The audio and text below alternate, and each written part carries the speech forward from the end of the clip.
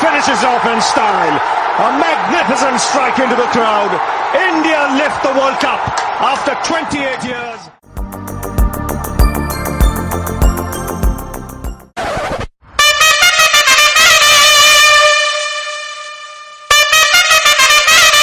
Another week of spectacular cricket with a lot of action, a lot of fast bowling, a lot of controversial changes. Not controversial, maybe, perhaps a lot of debatable changes.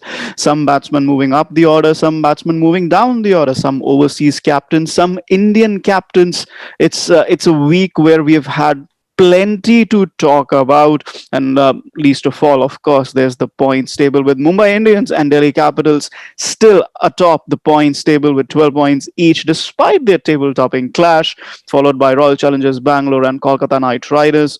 And then there is the gap between the teams that are wanting to be in the knockouts and those that are already in the knockout positions. Sunrisers Hyderabad, Chennai Super Kings, Rajasthan Royals and Kings 11 Punjab trying their very best to play catch up in what is officially the second half of this IPL 2020 now.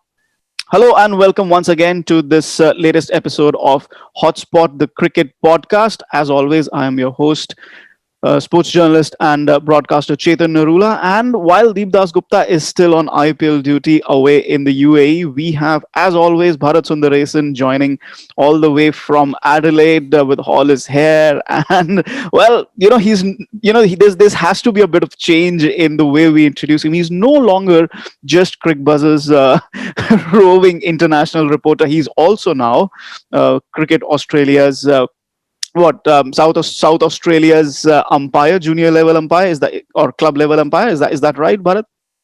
Panel 4 umpire. I'm a blue shirt umpire now. Yeah, like I said last week, I used to be a green shirt umpire whole of last season. Now I'm in a blue shirt, so I can't get away with mistakes. So because SACA, South Australia Cricket Association, have a campaign called Don't See Red, Green. It's like a learner's license you get for the first year, which I was on last year. So now I can't get away with any mistakes, and I did not make any mistakes yesterday when I did not one, not two, but 3 back-to-back T20s and lived to tell the tale. Yeah, it was good. I mean, there were a couple of batsmen who showed me their bat after the ball hit their pads, but, yeah, it happens. Batsmen will always do that. Batsmen will always do that. Oh, no, I was not LBW. What you're spoiling? Yeah.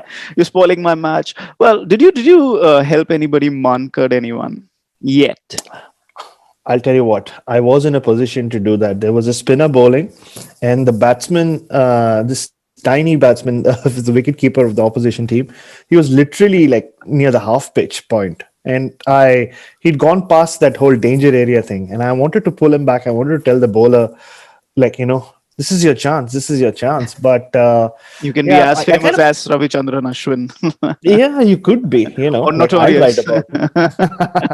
I'd write about you, though nobody would want to read about it. But I kind of very indirectly pointed it out to him. But yeah, he wasn't ready to take maybe the spirit of cricket still lives on in cricket Australia club matches. That's an interesting in Adelaide at least. Yeah, in Adelaide at least. Yeah, it's always a good place, Adelaide, to play some cricket, and we're hoping that India's tour of Australia schedule will be out soon. Well, Bharat is one of the journalists who's working keenly on that. Any update on that, Bharat, for our viewers and listeners? No, I mean, every week starts with this being the week where the schedule will come out. But then the week passes, the weekend is here, and we get nowhere with it. I think you just think that it's around the corner, but it's felt like that for more than a month and a half now. From what I hear, it's again still with the Queensland government, because the Indian team is supposed to land and quarantine in Queensland, play their first 3 white ball games in Brisbane, and then go to the Gold Coast and play the second half of the white ball stuff there. So it's still up in the air. It Gold should Coast. Be done. Which ground in Gold Coast? Oh, so they have the stadium called the Metricon Stadium. They play a lot of Australian rules football there, but they played one international cricket match. It's Australia, South Africa T20I, which is in 2018. So that's the and I remember I wrote about this 2 or 3 weeks ago. Generally, you see around this time, you see this travel slogans everywhere, right? Win a trip to the Gold Coast. So that might happen, Chetan. I mean, India is going to land here with, from what I hear, 25 to 30 players. So if you do well in this IPL, you'll win a trip to the Gold Coast, whether you get to play or not. Like, yeah, who wouldn't want to be in the Gold Coast? Well, a lot of stuff is happening in the IPL while we're keeping an eye out on what's going to happen with India, Australia, or in fact, there's a lot of international cricket coming up. England's tour of India. England are traveling. They have had a busy summer in the middle of a pandemic, and now they're looking like they will have a busy winter. Sri Lanka, they have an invite from Pakistan. So lots up in the air before another IPL descends on us. So let's get cracking without wasting any more time, because otherwise this year will pass, which we all wanted to, but not before we finish this season of the IPL. So lots to talk about, Bharat, this week. I think we have to start with one of the major news breaks. It hasn't resulted in an immediate success for the Kolkata Knight Riders. They lost to Mumbai Indians by 8 wickets. But again, come on, Mumbai Indians, perhaps the most well-oiled machinery in the 2020 IPL at the moment. But it was always on the cards, for me at least. Dinesh Karthik stepping down as captain, whatever the reasons. Maybe he's stepped down voluntarily. Maybe he's been given a bit of a nudge. That okay. But the fact of the matter is that he's stepped down, and Eoin Morgan, the English World Cup winning captain, is now the captain of Kolkata Knight Riders. Your first thoughts on that? Because there will be a few more from me. Yeah, I mean, it's been spoken about for the last few weeks, right? I think even last year you heard about stuff from Andre Russell in particular, like, him not being 100% happy with the team management. And you could see that, like, I wouldn't say there was disharmony, but not everybody seemed to be happy with the leadership part of that team anyway. So I wouldn't say it was on the cards, but when you have a World Cup winning captain like Eoin Morgan, who has transformed a team like England were in 2015, of course, with help from Trevor Bayliss, and of course, with a lot of help from some world-class players who are all in the IPL, except Jason Roy. You have to, like, you can't have someone like that in your team and not hand him the captaincy. So maybe a bit too late in the day, I don't know. But, maybe they could have gone directly to Eoin Morgan when they did buy him. Considering Dinesh Karthik provides so much more to the team anyway. I mean, he keeps wickets. He can always kind of set fields from his wicket-keeping position. So considering he was always providing all that, maybe they could have gone to Morgan to start with. But, well, they waited a while. And, I mean, it doesn't matter whether it started out with a win or not. Generally, these things happen like that, right? When it's the news of the day, whether it's someone who you expected to play, like Chris Gale played the other day. We picked it, Chetan. We picked it last week. Like we said, Kings 11 Punjab's fortunes will change when Chris Gale plays that one innings. Now we'll see once he takes the towel off. And he's like a classic 1980s pro wrestler. Like, walks to the ring with the towel, like leaves it outside, gets in, beats someone's ass and like walks out. Yeah. So, but similarly, like, you expect things to happen immediately, which it hasn't. But again, like it's kind of the most obvious pick, Eoin Morgan. But what a journey he's had, right? Like you tend to forget that he started his career with Ireland, like 2007, when Ireland made the news, beating Pakistan and all that. He was like, he was a young superstar in that team. And then I remember him coming into the IPL in 2008 and 9, tried his hand at RCB, KKR. Had him for a while. First he had with KKR, then with RCB, Kings 11 Punjab. He's even played for Sunrisers Hyderabad and now back to KKR. And he's played, all, like you mentioned, yes, he's a superstar for Ireland, then moved on to playing for England. And because he doesn't play any winter cricket for them in terms of test matches on tour, or he doesn't play any red ball cricket as such. He's a white ball format player. And he gets to play in a lot of these leagues all across the world. He plays in the PSL, he plays in the Big Bash League, he plays in the Caribbean Premier League. He's one of the founding stars, or the original stars of the T10 League in the UAE. And of course, he's had his time in the IPL. But going back to the point when you said that perhaps it should have happened the day they selected him, and I remember tweeting about it. And there was so much noise on the day of the auctions when KKR picked up Pat Cummins for 15.5 crores, which is huge money, humongous money. So obviously it made headlines. They picked up a bowling all-rounder. But For a third of that money, they picked up Eoin Morgan. And my tweet that day, and I just remember it because I said it, and it is just obvious, right? Because you have someone who's led England of all teams. I mean, if it was somebody leading to, somebody like leading India or Australia, that's been done before. What's new there? There's nothing new. But England, you lead. It was the culmination of a story for England. And this guy, like you mentioned, was the one. Yes, there was Trevor Bellis and there were other people who were helping him, superstars, all in their own right. But for English cricket in ODIs or T20s or in white ball cricket in generally, it was about that change in mentality. And for me, that change in mentality has been brought in by Eoin Morgan, not just because he plays that brand of cricket, but perhaps he understands the brand of cricket that is needed to be played in white ball cricket, the way England needed to change that.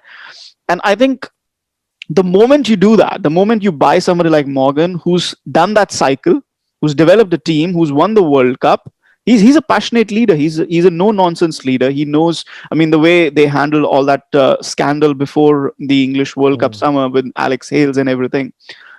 He's a no nonsense guy. He understands his squad. He understands his strengths and weaknesses. For me, he was an obvious pick. And now here is the point. Dinesh Karthik, you like Dinesh Karthik. I like Dinesh Karthik. He's a very, very likable player. And we've both of us, and I wrote about it in First Post, both of us have worked in the cricketing circles for a long time. Have you ever met anyone who's had to say a bad word about Dinesh Karthik? No, I can't remember anybody saying anything bad about Dinesh Karthik. He's such a likable guy. He's always fighting for his spot. He's always trying to do what is the best for himself and the best for the team. He's always trying to play cricket the way it should be played. You can say he's a gentleman of the game. But he's not a superstar. He's just that one rung below that superstar level. I mean, you look at KL Rahul, you look at Virat Kohli, Rohit Sharma, MS Dhoni. Forget those last three names. Even KL Rahul. Can Eoin Morgan be in the same team as KL Rahul? And if, like, for right now, Kings 11 are not having the best of results, can Eoin Morgan replace KL Rahul? No, he cannot.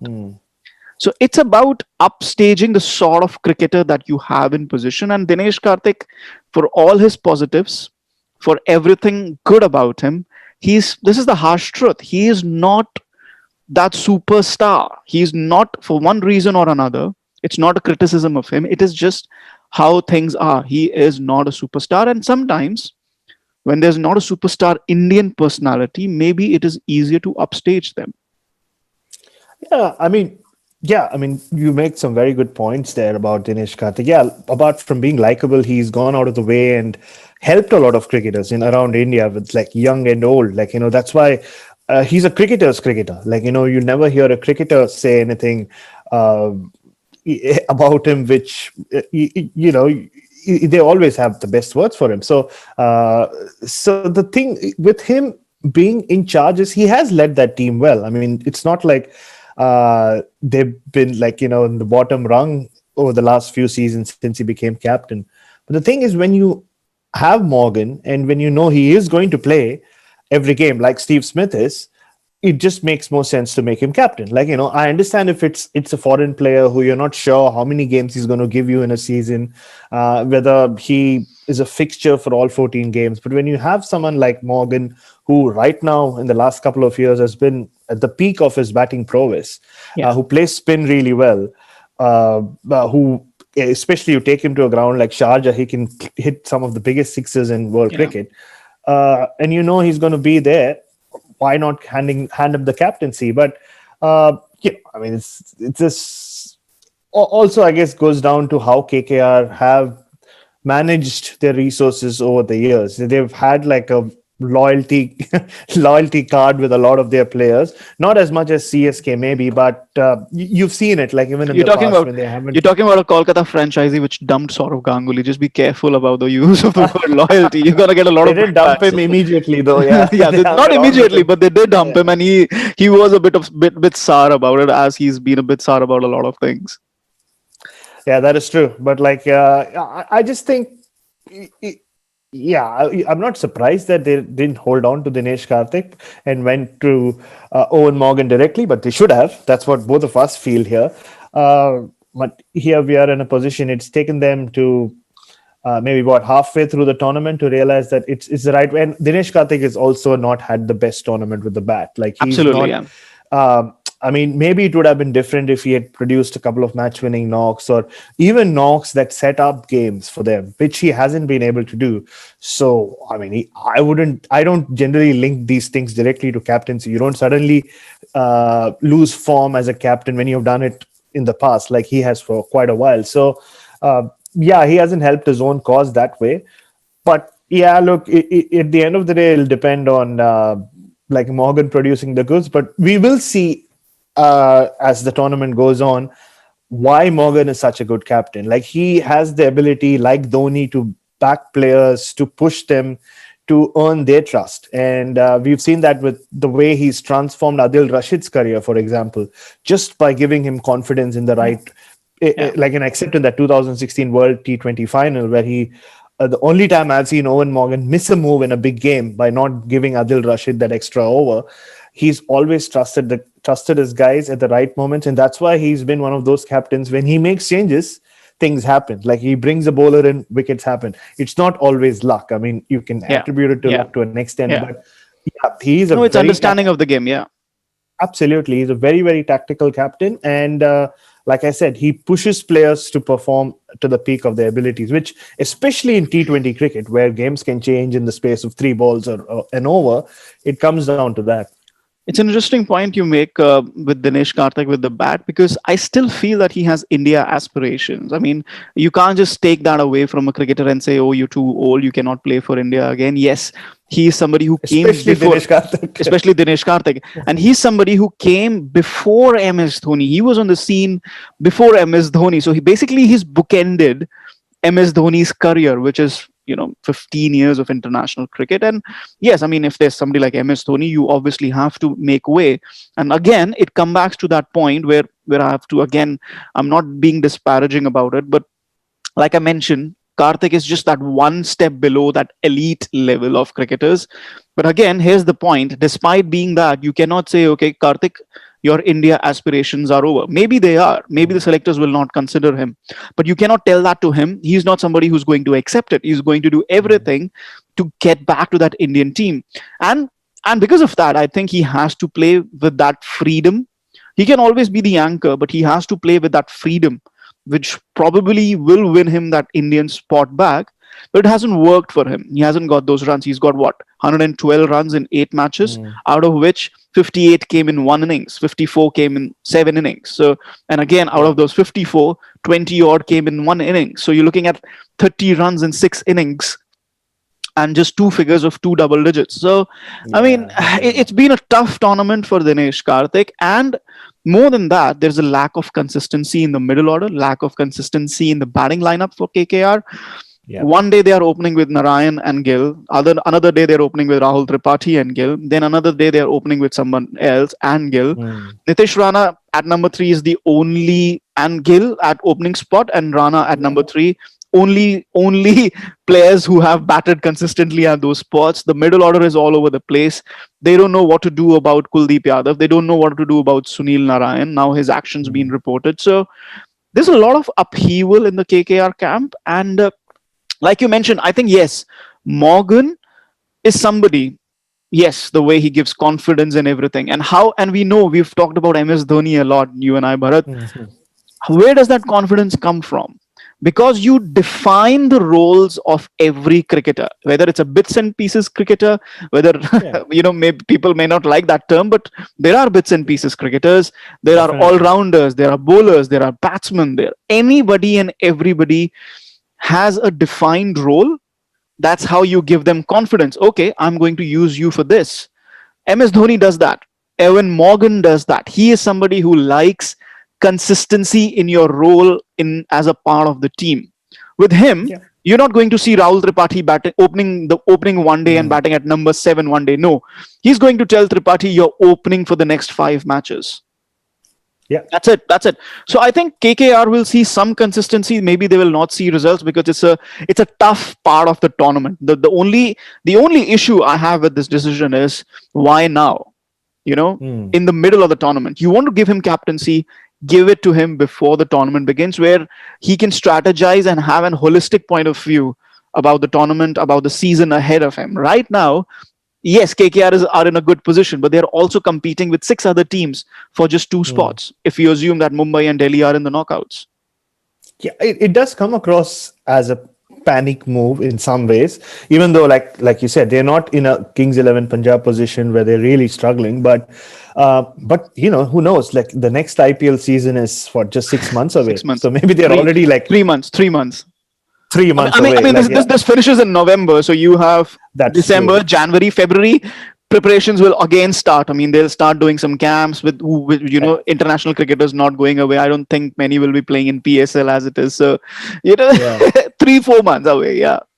3-4 months away, and then you'll have the T20 World Cup as well. So I don't know at what point, not just KKR, but other teams are also going to start looking ahead to that season. In a way, I mean, of course, you want to be in the present and win this tournament first, but Morgan now, with 7 games to go and 14 games to come in, like you said, 3 or 4 months, maybe they're investing into the future there, because it's a big year for Eoin Morgan the next one as well, because the T20 World Cup will be in India. He'll be back in India captaining an England team who he couldn't just get across the line 4 years ago. So it'll be a big year for him. So maybe we are looking at Eoin Morgan leading KKR to something special next year.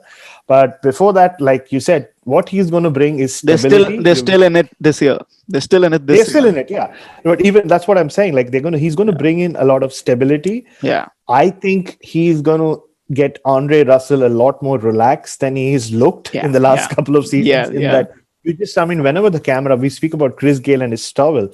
Yeah. Whenever the camera pans to the KKR dressing room, Andre Russell looks so tense. That's not him. That's just, you don't see him. He's not enjoying his cricket. It doesn't look like he's enjoying his cricket. He doesn't look like absolutely. He always looks slightly on the edge when he's going out, when he's getting out, like he wants to break through, but he can't. So that's where Eoin Morgan's captaincy is going to come through. And again, just one last point on Dinesh Karthik is, like you keep saying, he's just one rung below being a superstar. And the way Indian cricket works is, if you are not at that superstar level, you have to keep performing, individually. That's the problem.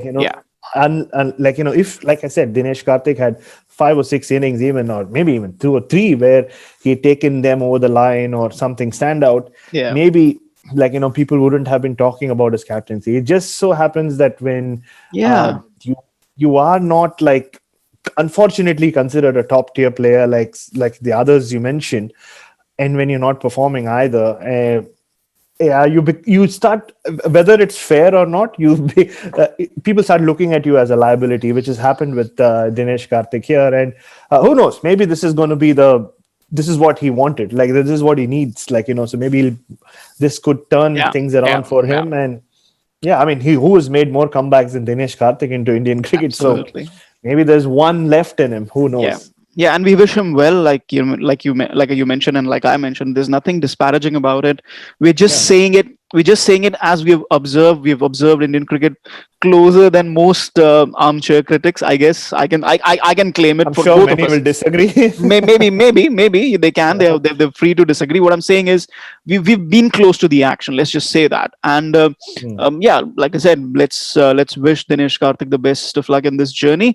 The other big debate about positions and overseas players and batsmen this week was AB de Villiers coming down the order, which was perhaps I don't want to call it stupid, but it was stupid. I mean, you demoted AB de Villiers to number 6 after he scored 73 of 33 balls on the same ground 2 days prior. And you didn't demote him for somebody like Adam Gilchrist or Brian Lara. You demoted him, yes, the left-hand, right-hand combination. For me, first of all, it's overstated. The value of left-hand, right-hand is overstated. But here's the interesting point. You demoted him for Washington Sundar and Shivam Dube, not Brian Lara or Adam Gilchrist. Then you demoted him against leg spin, not, Shane Warne. And again, no disrespect to Dube or Sundar or Murugan Ashwin or Ravi Bishnoi. They are good players, excellent players in their own right, probably have great futures. But here we're talking about AB de Villiers coming at number 6. These are the factors. I'm just listing down the factors. And there's a very interesting quote from Virender Sehwag on Cricbuzz, where he says, you want the left-hand, right-hand combination. But when Devdutt Padikkal got out, Virat Kohli came out to bat at number 3. So you did not want the left-hand, right-hand combination then? Shouldn't you have promoted a left-handed batsman to number 3, or is it only after these calculations and experiments start after number 3 for RCB, and when whether he bats at number 3 or 4 for India, then these experiments start, which is actually a fair point. What did you make of it, Bharat? About this left-hand, right-hand combination, like I've been thinking about this a lot, even when I umpire junior cricket. And it's funny that even at under 14, under 16 level, I haven't seen bowlers really struggle when there's a left-hand, right-hand combination in terms of, their lines and lengths and getting all unsettled just because it's a left-hand or right-hand. Even yesterday, the inter-university games I was doing, it really doesn't seem to happen. So you wouldn't expect people at that with that caliber, at that level, really getting affected by it. So I think it's just become one of those many cliches that get spoken about. I mean, not just spoken about, they get practiced as well. It's like never bowl a left arm spinner to a left yeah. What is that about? I mean, has a left arm spinner never gotten a left hand batsman out ever? Yes, they get hit and everything. It's probably easier to hit in the arc and everything. But come on, you can't just hold back a bowler because a left-handed batsman. And I'm flabbergasted with the way Dhoni does it so many times. And again, and with Virat, the issue with Virat is there's no originality in thinking, and probably I'll get a lot of brickbats here, but he in these two moves with the left hand right hand combination and the left arm spinner to the left hand batsman, he actually copies Dhoni in this. It's not like he's playing the situation or anything. That's one criticism of his captaincy for me. Yeah, but I think this left-arm spinner to left-hander started in Indian cricket, at least from our memory, with Sourav Ganguly. And I think it has a lot to do with how well you as a batsman play left-arm spin. Because even the other day, I was covering the Sheffield Shield here, and when Ashton Agar was bowling, this is, of course, 4-day cricket, but just the way Sean Marsh used Ashton Agar, I was thinking about it. Because Sean Marsh is a very good player against spin and he plays left-arm spin really well. Yeah. You could see that, it was just that one layer short of being attacking. It was attacking, but not, it was aggressive. But he was not playing attacking. around with him. Yeah. Exactly. So I think it's not just Kohli or Dhoni or Ganguly. It seems to be the thing. Of course, these guys play cricket at a level much higher than you and me have ever played it. So maybe there is a thing with that. But I think it boils down to how well you play a left arm spinner or a right arm spinner or as a batsman, or how you perceive them. So yeah, I mean, Virender Sehwag used to say off spinners was what, they were just literally like a bowling machine to him. He only thought about hitting for a 4 if he couldn't hit a 6 of them. So I'm sure he would have been the same as captain. But my point here is because of these individual battles. I mean, you look at Sourav Ganguly smacking every left arm spinner out of the park. Maybe he's just good against left arm spinner. It does not become did every left hander in that era smack a left arm spinner out of the park? No. That's not the norm. Individual contests cannot become these norms and cliches. And it's funny that you're talking about, yes, maybe individual contests like, okay, Sean Marsh today will smash a left armer for 6. But that doesn't mean every left armer today will be able to do that. And again, when we're talking about individual contests ruining these or making these cliches and ruining strategies, again, you're talking about somebody like AB de Villiers. You're shielding AB de Villiers. Shielding AB de Villiers. This phrase is inexplicable to me. I just can't make any sense of it. How do you shield AB de Villiers? Why do you shield AB de Villiers? Come on. Yeah, I mean, the only shield I thought I was going to speak about is the Sheffield Shield, Chetan. But like, yeah, the way you stressed on Shield that time, you seem to be personally affected by the AB de Villiers demotion. My fantasy And team did not make me a lot of points. there you go, there you go. He was I knew captain. some. He was captain. He came at number 6, got out for 2 runs, and I'm like, what the hell? Yeah, see, there you go. I knew something like this. You seem to have taken it very, very personally, but look, I mean, I just put it down to I don't know whether they were trying to shield AB de Villiers with that move. Maybe it was more to do with or less to do with him and more to do with how Dubey and Washington Sundar have been hitting leg spin or people off, maybe Yuzvendra Chahal in the net. So, like, a lot of these decisions get taken, especially in my experience of covering in the IPL. Net sessions there are very, very important because you can really make or break especially if you are not in the top bracket.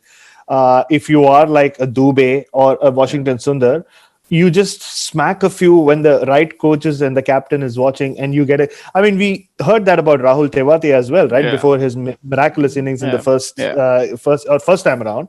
He's pulled it off again this week, but it wasn't a mystery really, because people in the Rajasthan setup had seen him do that in the net. So I think it's less down to AB de Villiers can't hit leg spin, in my opinion, than remember how Dubey and Washington Sundar were clearing their front foot and smashing leg spinners. Maybe it was to do with that. Maybe it was just the perception that when you have a leg spinner in, a left-hander has a better chance of smashing him over the top. I mean, if they were really trying to shield AB de Villiers, then the IPL that I used to cover has really, really changed. and my only objection to that is, I mean, you had 28 balls given to Dubey and Sundar. They scored 34, 33, 35, something like that. Give those 28 balls to AB de Villiers, and he is going to get you 56 runs. And then more importantly, he's set for the latter half of the innings, because those 28 balls were the middle overs from the 7th or 8th over to the 14th, 15th over. And then he doesn't have to come in, and then he's set for the last 6 overs, and he can just rain sixes. So for me, it was a chance for AB de Villiers to say, okay, you know what, I played 30 balls, scored 73. Let me play 50 balls and I'll score 120 for you. And RCB were like, no, we don't want that. So it's crazy for me. It was a crazy decision. And my issue with this is RCB are used to making these crazy decisions. I'm not saying Virat here. No, please don't, send brickbats. I'm not talking to you. I'm talking about the listeners and viewers, or millions of Virat's fans. I'm talking about RCB. Narula, I'm just saying that RCB are prone to making such mistakes or such decisions. They've had a nice season so far. They've had a decent season so far. They're actually in with a shout of making it to the knockouts. But if they start making these decisions again in the latter half of the tournament, in the business half, you're going to fall down the ladder so quickly, because all the teams know this is the business end. They now know what their playing 11s are, what their best formulas are. This is where it really matters for RCB to not make stupid mistakes. Well, there you go. You call it a stupid mistake. So, I mean, I guess, I just couldn't control it. I know. The fantasy team matters to you much more than RCB. I know, Chetan, don't worry. So, no, but see, maybe I don't know when you are an international captain. I was thinking about it the other day, Chetan, while again going back to the Sheffield Shield, when Tim Payne was captaining Tasmania. So when you are an international captain, like captaining a domestic team, and let's face it, the IPL, for all its fanfare, is a domestic tournament. Like, where do you leave your international captain hat, and where do you become purely just RCB captain? Because if I put myself in a Virat Kohli's shoes, I know AB de Villiers is AB de Villiers. He's going to do, we know what he is capable of. But AB de Villiers coming and scoring 80 of 20 balls over and over again for RCB, is that contributing at all to, this is just me being really, really out there here. Is that contributing in any way to the growth of Indian cricket? If I have two youngsters like Dubey and Sundar, who have been no, maybe look, I'm not giving Virat Kohli too much credit here. Don't worry. I'm with you with the brick bats and all that. I would like. I mean, personally, I would like to see Washington Sundar and Shivam Dube finishing off something, because we saw Shivam Dube not doing much at all during that New Zealand New tour. Zealand tour, yeah. Like, yeah, I mean, them pulling off a miracle, and Indian cricket progressing. You see, Yeah, I Indian accept. at heart. I accept, because Dubey was a little out of his depth in New Zealand.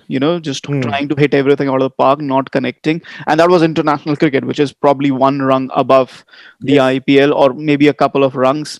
Washington Sundar still a bit more with his bowling all-rounder persona, but come on, he can't be batting ahead of AB de Villiers at number 4. But again, when you say 80 of 20 balls or 30 balls, I mean, that is how you win the title. That is how you get into the knockouts, using your best players and getting the best out of them.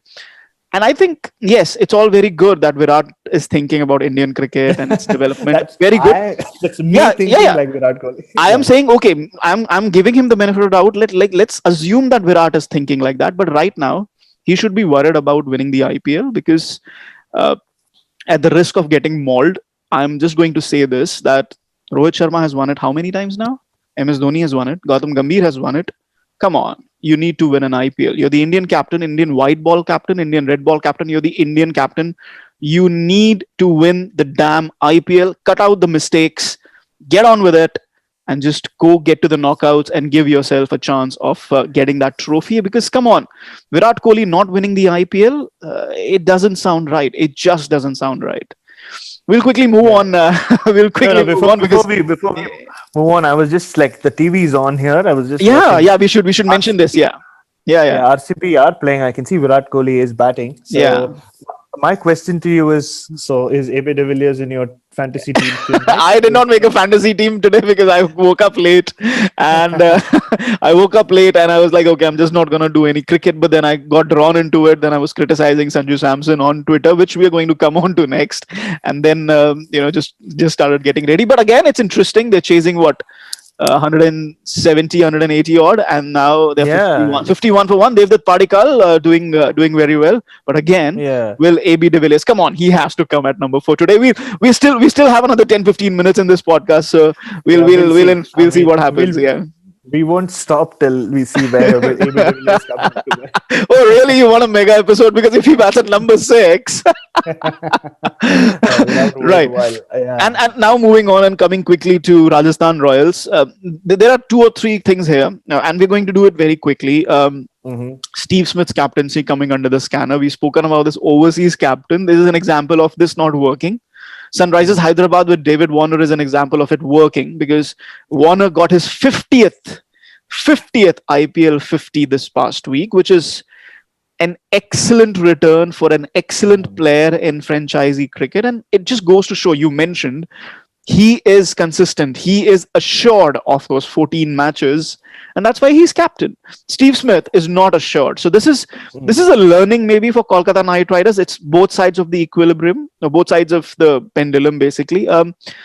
Then opening with Ben Stokes and Josh Butler, that was a first for me. That was really a first. I liked it, but today they have changed it. And when I say today, we talked about the RCB Rajasthan Royals match. Yeah. Today they changed it, and it has also impacted Sanju Samson. I'm not saying it has impacted his temperament, because temperament, you need to be ready to do the different roles. You can't say, oh, I batted number 3 for Rajasthan Royals, I'm going to bat 3 for India. You can't bat 3 for India. You can't bat 3 because there's somebody else batting at 3. Unless they want to shield him, unless they want to shield. No, I don't think they want to. And nobody wants to shield Virat Kohli. You remember what Sehwag said. But again, my point is, Sanju Samson cannot say, okay, I'm not batting at 3. I'm not batting in the initial overs. It's about temperament. So Rajasthan Royals have these issues, and then someday or the other, once a week, Rahul Tewatia pulls the miracle and gets them those points. It's not good enough for Rajasthan at the moment. Yeah, I mean, the only other time I saw Ben Stokes and Josh Butler open was in one of those test matches against. Test matches when they got and I liked it, and they did well. They did. I guess with Ben Stokes, I think they just wanted to give him some confidence. Just go out there, play 20 overs, because the kind of batsman he is, the kind of cricketer he is, if you give him 20 overs, he'll make something happen. You give him 20 balls, he'll make something happen. But that's Ben Stokes. So maybe that was the thinking behind getting him to open, I mean, look, it was Rajasthan Royals who made Joss Butler an opener, if you remember, a few Yeah. years ago, and now Yeah. he started doing it for England. So, Yeah. like, it's India's contribution to, well, the English English cricket. keep taking from us. Like, now they've started taking ideas from us as well. So, so maybe, like, we're like, with Alex Hales, who knows where he's going. Jason Roy up and down, gets injured a lot. Maybe Rajasthan Royals is nudging England to say, we are providing another opening partnership for you Yeah. with Stokes and Butler. So, Yeah. again, two best batsmen on your side. Why wouldn't you want them to open? That logic has always existed. But I think what I saw today in Steve Smith's batting, of course, I saw only the second half of his innings because it's AFL prelim final time, Chetan. Man, you need to be watching footy. Yeah, I've spent too much time in Australia now, so I was watching the footy Australian rules football semi. They call it prelim final. It's a semi-final, which is a very, very good game. And then I just quickly switched the channel because I was like, oh no, it's Chetan Narula time, so I have to watch some cricket. Get into and I saw Steve Smith hit one of the biggest sixes I've seen in a while, and I immediately tweeted saying, but the thing with Steve Smith is when he hits sixes, he doesn't do it very often. He hits it a long way.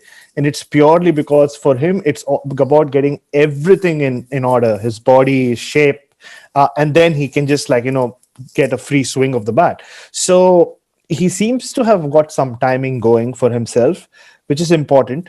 And I like the fact that he's coming at 4. It kind of, gives him 3 or 4. Yeah. Today they've sent Samson at 3. Yeah. Exactly. So at least, with Smith, the longer he bats in T20 cricket, I've realized he really gets himself into a mess. Like, he doesn't know what tempo to find. Maybe the fewer overs left for Steve Smith, the better he is. He's thinking only scoring runs. So maybe that's a tactic that might work for them. But I mean, it looks like Robin Uthappa opened after a long time in the IPL. Yeah, and they shafted Butler down the order. So Exactly. they're trying different things. They're trying to break free of this rut that they're in. Just one win in the last 10 days or 12 days after those first 2 wins in Sharjah. So they're trying hard. A lot of teams are trying hard. Chennai Super Kings are trying hard. Talking about trying hard. Totally different. They're playing again tonight against Delhi Capitals. Totally different way of playing. Sam Curran opening. I liked that. I really liked that. Yeah. New way of thinking. They played 7 frontline bowlers. I like that because MS Dhoni, we know he's a magician when he has a lot of bowling options. Yep. And then, go aggressive, go hard, get those 160. This is where I think it's becoming interesting for me because now it's about time that the pitches start slowing down. And CSK might just come into their own with those 2 or 3 slower bowlers. So they're playing 3 spinners, 3 pacers, couple of all-rounders, just 4 frontline batsmen. They don't trust the youngsters in their squad. Are you liking this from CSK? It's just been one match. It worked. But are you liking this from CSK? No. I mean, whenever anyone puts a lot of onus on Sam Curran, I'm always in favor of that. It's just, and I think it's worked out in a way for MS Dhoni where it's pushed him into a position where he says, there's nothing to lose, which, is the story of his life, in a way. He gets the best out of himself when there is nothing to lose, and he starts getting the best out of players around him. And I'm not surprised that the first guy to strike is Ravindra Jadeja, who suddenly seems to be the man delivering for them with bat and ball. So, that's a sign for me that this team's fortunes might be turning. It's too early to say anything. We'll come back to that.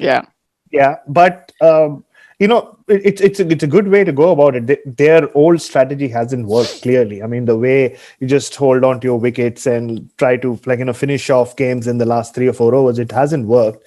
And last week I did watch a lot of highlights, Chetan. I did see the Chennai Super Kings highlights there and heard amazing pronunciations of Chepauk Stadium from a lot of overseas commentators. Which the one thing the IPL has done is it's really got a lot of commentators, not just the Simon Dools and the Ian Bishops of the world who are very used to coming to India, but even some others who are not so commonly heard in India, so used to talking about Indian stadiums and Indian players and all that, which is great.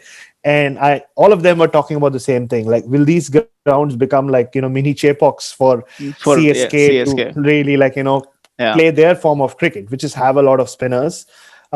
We still haven't seen Imran Tahir, have we? No, because they don't have the balance is not right, because they have to play Sam Curran, they have to play Faf and Shane Watson, and they have to play Dwayne Bravo. So either you drop Dwayne Bravo and bring in Imran Tahir. So I mean, they're playing with two leg spinners now, Piyush Chawla and Karan Sharma. You assume that one of them would be Imran Tahir, but because of Sam Curran's brilliance and because of their situation where they don't have players, they have to bench Imran Tahir. And it was a good tweet from Imran Tahir that he's happy carrying drinks. And it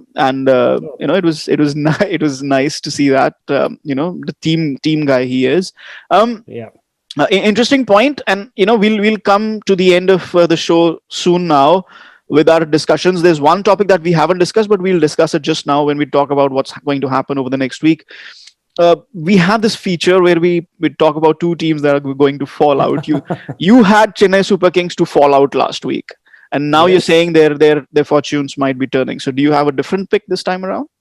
No. I'm sticking. I am very loyal with my picks. I still think Rajasthan and Chennai Super Kings are my teams not to make it. Apart from Kings 11. Apart from Kings 11. Yeah. I'm just talking about the two teams who I think that was the whole thing. Who I know will not make it. We're not even talking about the rest. So whether Punjab, because 4 teams miss out anyway, right? So we just have to pick 2. So that's easy. So next week we'll make it tougher then. Oh God, we'll make it 3. We'll see. I'll have to watch it more closely then. But the thing is, I still think Chennai will struggle, even though their strategy seems to have worked once, because teams like Sam Curran is timing the ball and hitting the ball really, really well, and he is a special talent. He might not give you a 50 or 100 or take 5 wickets, but he will produce that performance with bat or ball, which will win you games. So it's good that I still think without Imran Tahir, they lose an edge, because Imran Tahir gives them 3 wickets, on an average. You would never see a season with Imran Tahir where he's not in close to the top 3 wicket takers, because he was purple cap winner last year. Exactly, that's his life. I mean, all he's done wherever he's gone from. It's a fascinating story. I remember interviewing him many years ago, 2013 or 14, and the way he says "cricket mera jaan hai," cricket is my life. He means it, So that's all he's done all his life. And I'm sure he's taken some 10,000, 20,000 wickets across the board, maybe more. So I think you can't drop any of them. Unfortunately, you can't drop Watson or Faf du Plessis. They don't have the players. They don't have the players. Exactly. Yeah, maybe if you can drop Watson, and if you had a Rana still there, maybe you would have thought of benching him. But maybe they can drop Bravo, maybe, but not at Sharjah. They can't drop him at Sharjah. I mean, they can maybe drop him at Dubai. They bring in Imran Tahir and try and balance it with an extra pacer. It just depends. Just really depends. But right now, it is not working for CSK. So you picked Rajasthan and Chennai. I picked Sunrisers Hyderabad and Kings 11 Punjab. So I'm not even considering Kings 11 Punjab this week. I think I will pick Rajasthan Royals this time as well, because it's just, I mean, they could win right now and prove me wrong immediately, but it could become obsolete. But at the risk of sounding, at that risk, I'm still going to say Rajasthan, because I'm punting on AB de Villiers coming to bat at number 4 today, which hasn't happened yet, because a couple of skiers from Devdutt Padikkal and Kohli, but they haven't gone to hand. But it's just getting to that. It's just getting to that point now, isn't it? That a wicket will come unless something goes. But Rajasthan Royals for the drop, even if they get 2 points today, because it just isn't clicking for them at the moment. And they were my dark horses when I did the preview show with Akash Chopra and Deepdas Gupta, because they have a good overseas bunch of players. And I was like, if it works for them, it will really spectacularly work. So Kings 11 Punjab obviously for the drop, and Rajasthan Royals. So I've gone from Sunrisers to Rajasthan this week. The final point, we'll talk very quickly about it. Some really great bowling performances and pace bowling performances. Andrik Nokia, Kagiso Rabada, twice in a week. They have those.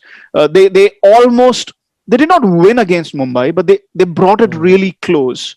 Mumbai were not comfortable in that chase. And that was, they did not have a very good fielding effort that day, but their bowling was on the money. And in this game, in the last game also, they just knocked everything out of the park.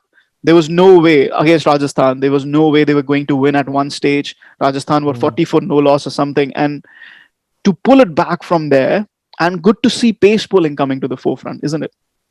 Oh, I mean, I think we spoke about this in one of our very early episodes of the hotspot during the season, and we spoke about how fast bowling is taking over from spin bowling in a way in the IPL, at least in my eyes. I mean, spinners are still doing well. Chahal always does well, but just genuine pace, like 150, 150. Wow.